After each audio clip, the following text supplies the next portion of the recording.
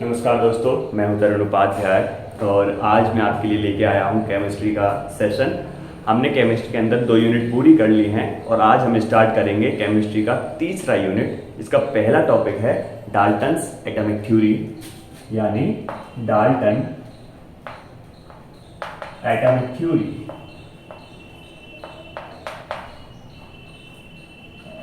हिंदी में बात करें तो डाल्टन का परमाणुवाद सिद्धांत। ठीक है, तो अब हम कोशिश करेंगे कि अपनी वीडियो रेगुलर कर सकें अल्टरनेटिवली, है ना। आज जैसे कल वीडियो आ जाएगी तो कल के बाद, जैसे मैं से आज अपलोड कर रहा हूं तो कल वीडियो आ जाएगी, कल के बाद परसों नहीं आएगी, फिर अगले दिन आ जाएगी, फिर नहीं आएगी, फिर आ जाएगी, ऐसे करके हम चलेंगे। थोड़ा टाइम नहीं मिल पा रहा, थोड़ा व्यस्त हूँ, उसके लिए माफी चाहता हूँ। खैर, शुरू करते हैं। तो क्या कहा डाल्टन ने एटॉमिक थ्योरी के बारे में। देखिए, डाल्टन से पहले ये माना जाता था कि ये जो सबस्टांस है, ये पदार्थ हैं, ये जो मैटर है, बस यही है, इसी के बारे में जानकारी है, इसके बाद किसी को कोई जानकारी नहीं थी। डाल्टन साहब आए, उन्होंने बताया कि भाई साहब, ये जो सबस्टांस है इसे और तोड़ा जा सकता है, इनके मॉलिक्यूल्स बनाए जा सकते हैं, मॉलिक्यूल्स को भी तोड़ा जा सकता है, उनके एटम बनाए जा सकते हैं, एटम्स को भी नहीं तोड़ा जा सकता, नहीं तोड़ा जा सकता। उन्होंने बताया कि एटम को नहीं तोड़ा जा सकता है। ठीक है, तो जानेंगे कौन से पॉइंट्स उन्होंने लिखे हैं जबरदस्त वाले, और उन्हें आज हम रट लेंगे ताकि हम एक क्वेश्चन पक्का कर सकें अपने टीजीटी के अंदर। ठीक है, दूसरी बात मैं आपको बता रहा हूं कि मैं आपको केवल टीजीटी की केमिस्ट्री पढ़ाऊंगा, फिजिक्स जो है वो मैं आपको पीजीटी की तक की पढ़ाऊंगा, केमिस्ट्री केवल टीजीटी तक लेवल की पढ़ाऊंगा, और यकीन मानिए आपका काम हो जाएगा। तो देखो, डाल्टन ने एटॉमिक थ्योरी के अंदर कौन कौन सी बातें कही। नंबर 1, उन्होंने सबसे पहले यही बात कही कि भाई मैटर को तोड़ा जा सकता है, सबसे ज्यादा जो सबसे छोटी चीज मिल जाएगी हमें, वो क्या कहेंगे, उसे हम एटम कहेंगे, यानी स्मॉलेस्ट। उन्होंने कहा कि जो स्मॉलेस्ट है पार्टिकल ऑफ एनी सबस्टांस क्या कहलाता है, इज कॉल्ड एटम। उन्होंने एटम के बारे में बता दिया कि भाई किसी भी पार्टिकल का, किसी भी सबस्टांस का, किसी भी मैटर का जो सबसे छोटा पार्टिकल होगा वो क्या होगा, एटम होगा। ठीक है, बात समझ में आ गई। अगली बात उन्होंने क्या बताई, उन्होंने बताई कि जो एटम है ना, अब इसे और नहीं तोड़ सकते, तो वो वाली बात भी लिख लो, दिस एटम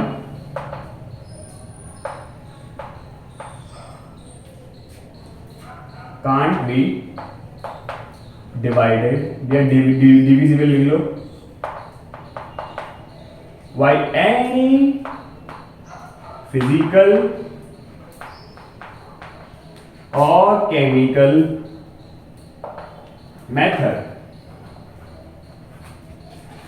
ये जो अभी एक नई चीज बन गई है, एटम जो है, एक नई चीज हमें एटम मिल गई है, इसे ना तो किसी भी फिजिकल से, ना ही किसी केमिकल मेथड से तोड़ा जा सकता है ना। एटम को ना तो तोड़ा जा सकता है, ना ही प्रोड्यूस किया जा सकता है। ठीक है, तो ये बात भी उन्होंने इसके अंदर लिखी। अगली बात जो उन्होंने लिखी वो लिखी एलिमेंट की डेफिनेशन। एलिमेंट की डेफिनेशन क्या होती है, याद है आपको? तत्व की परिभाषा किसे कहते हैं? तो एलिमेंट की डेफिनेशन ये है, एक ही जैसे एटम्स को आपस में मिला दिया जाता है तो जो सबस्टांस बनता है उसे हम एलिमेंट कहते हैं। एक ही जैसे तत्व के, एक ही जैसे परमाणुओं को आपस में मिला देने पर जो पदार्थ प्राप्त होता है उसे कहते हैं तत्व। एक ही जैसे एटम्स को आपस में मिलाने पर हमें एलिमेंट मिलता है। तो वही बात इन्होंने कही थोड़े अलग अंदाज में। अलग अंदाज क्या था, उन्होंने उल्टी कही। उल्टी कैसे कि all atoms are same in an element. इसमें in shape, size and mass. क्या बात कही उन्होंने कहा कि एक ही एलिमेंट के जितने भी अंदर एटम्स मिलेंगे, एक ही एलिमेंट के अंदर, एक ही तत्व के अंदर जितने भी परमाणु मिलेंगे, जितने भी एटम्स मिलेंगे, वो सब एक जैसे होंगे। आकृति में भी, आकार में भी और द्रव्यमान में भी, शेप में भी, साइज में भी और मास में भी एक जैसे होंगे। अब उन्होंने ये बात कह दी तो जाहिर सी बात है अगली बात तो आनी ही थी, क्या कि अलग अलग एलिमेंट्स के एटम्स अलग अलग होते हैं। उसे भी लिख लो, डिफरेंट, या ऐसे लिख लो, atoms are different in different element.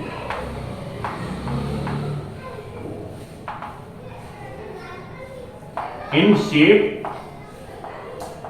Size and मास।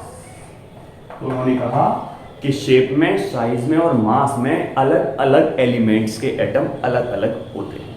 ये उन्होंने अगला पॉइंट कहा। ठीक है, अच्छा ये कह दिया, बात समझ में आ गई। अब जाहिर सी बात है कि जब डिफरेंट एलिमेंट के एटम अलग होंगे, जब वो आपस में जुड़ेंगे तो एक नई चीज बनाएंगे और उसे हम क्या कहेंगे, मॉलिक्यूल्स। तो वो वाली बात भी उन्होंने कही थी। क्या कहा उन्होंने? उन्होंने कहा डिफरेंट एलिमेंट्स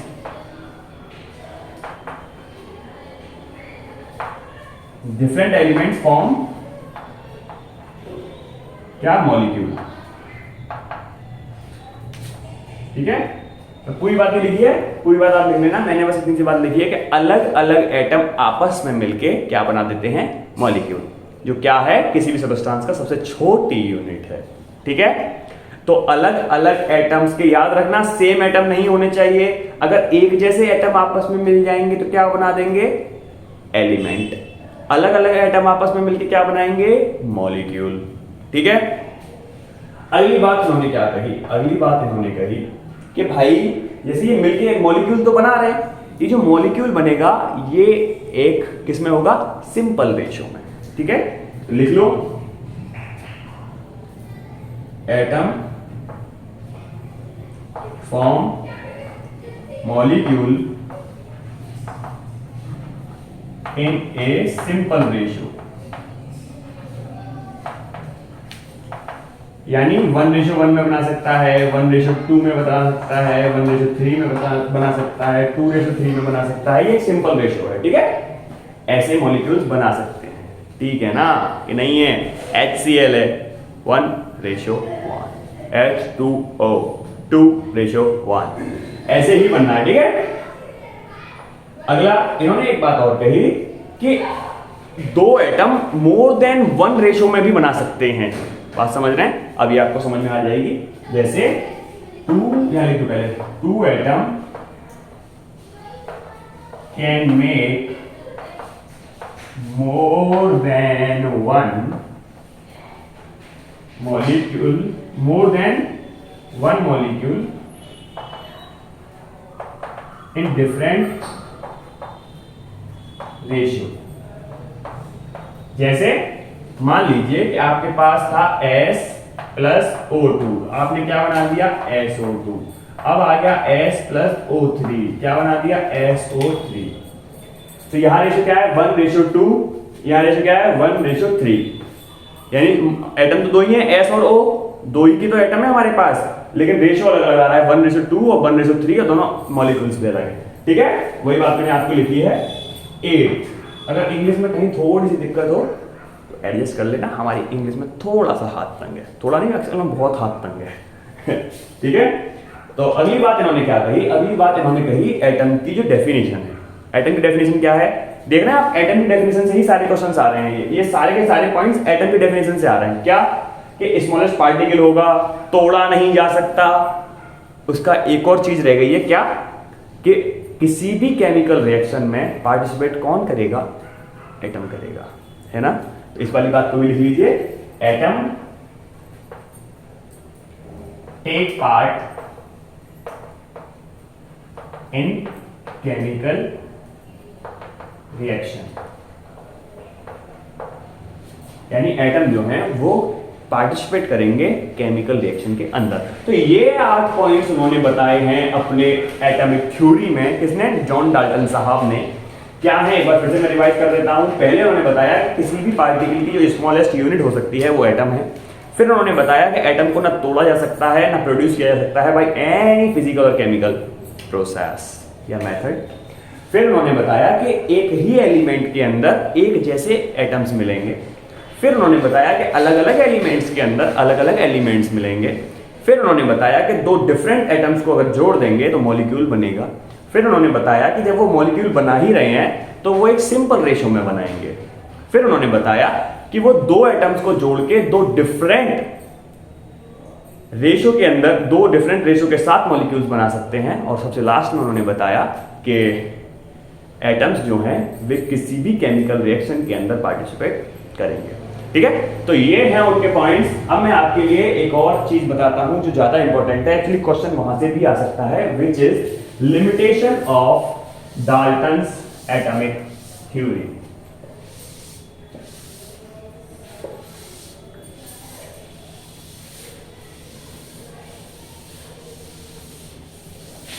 क्या है?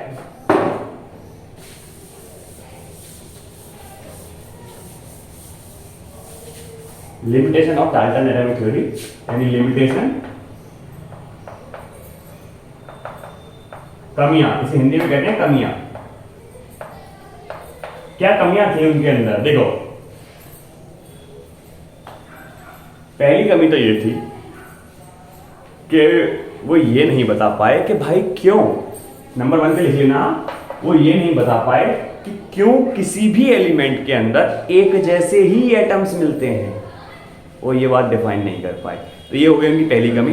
दूसरी कमी उन्होंने बताई, क्योंकि पहली कमी आ गई, दूसरी भी इससे रिलेटेड है कि अलग अलग एलिमेंट्स के अंदर अलग अलग एलिमेंट्स के अंदर अलग अलग एटम्स क्यों मिलते हैं।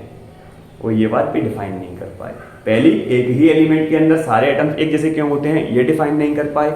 दूसरी, अलग अलग एलिमेंट्स के अंदर अलग अलग एटम्स होते हैं, वो ये भी डिफाइन नहीं कर पाए। नंबर 3, कि दो एटम्स को मिला के मॉलिक्यूल कैसे बनना है, वो ये भी डिफाइन नहीं कर पाए कि भाई दो एटम को हम मिला रहे हैं डिफरेंट को, तो मॉलिक्यूल बनना है कैसे, क्या इसके अंदर प्रोसेस चल रहा है, कौन सी क्या क्या हो रहा है, कौन सी घटना हो रही है, वो ये डिफाइन नहीं कर पाए। तो ये उनकी एक और लिमिटेशन है। फोर्थ ये है कि भाई चलो मान लिया कि बन गया मॉलिक्यूल, तो जाहिर सी बात है किसी न किसी फोर्स के साथ वो जुड़े हुए हैं, है ना।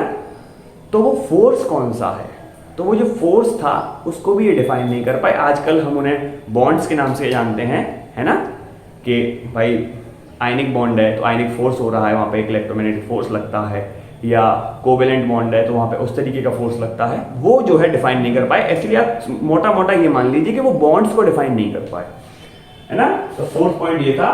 फिफ्थ पॉइंट क्या था? फिफ्थ पॉइंट ये था कि उन्होंने बताया कि भाई वो मास को तो डिफाइन कर पाए कि 1 किलो इस एलिमेंट का, दूसरा 1 किलो इस एलिमेंट का अगर आपस में मिला दिया जाए तो 2 किलो बन जाएगा, लेकिन वो वॉल्यूम को डिफाइन नहीं कर पाए। वॉल्यूम यानी गे-ल्यूसेक लॉ, है ना। वॉल्यूम मैंने आपको बताया था, जब वॉल्यूम आ जाता है तो क्या, किस नाम से जानते हैं उस लॉ को? गे-ल्यूसेक। मैं पढ़ा चुका हूं आपको, आप पुरानी वीडियो में देख लीजिए अगर आप नहीं जानते गे-ल्यूसेक लॉ को। तो वो जो है गे-ल्यूसेक लॉ को भी डिफाइन नहीं कर पाए।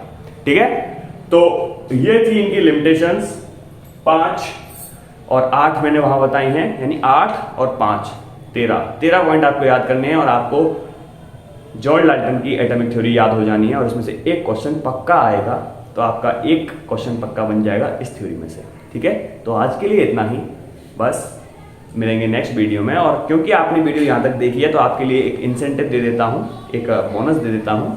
इनमें कैसे क्वेश्चंस पूछे जा सकते हैं, इस चैप्टर के अंदर से कैसे क्वेश्चंस पूछे जा सकते हैं, उसकी जो PDF है आपको इस वीडियो के नीचे डिस्क्रिप्शन में मिल जाएगी। ठीक है, वहाँ से आप चेक कर लेना। ठीक है, आज के लिए इतना ही, मिलते हैं नेक्स्ट वीडियो में। मैं तरुण उपाध्याय आपकी खिदमत में हाजिर हूँ। हमारे चैनल को सब्सक्राइब कीजिएगा, शेयर कर दीजिएगा, फैला दीजिएगा चारों दिशाओं में, सॉरी 8 दिशाओं में। मिलते हैं नेक्स्ट वीडियो में, गुड बाय।